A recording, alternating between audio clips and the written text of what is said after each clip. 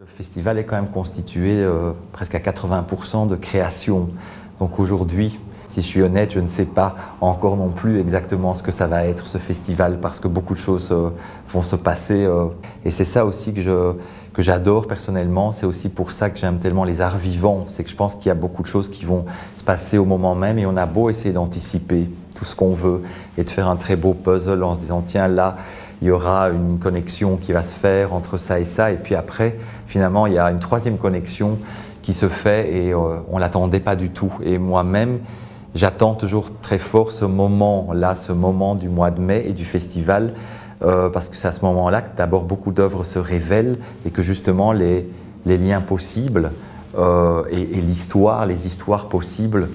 se révèlent. Donc moi, je me fais toujours ma petite histoire à l'avance et en même temps, à l'arrivée, quelque part,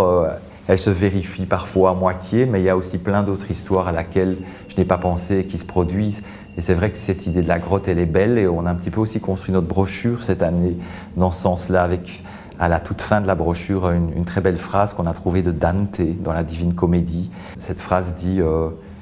que finalement, depuis la grotte et à partir d'une ronde ouverture dans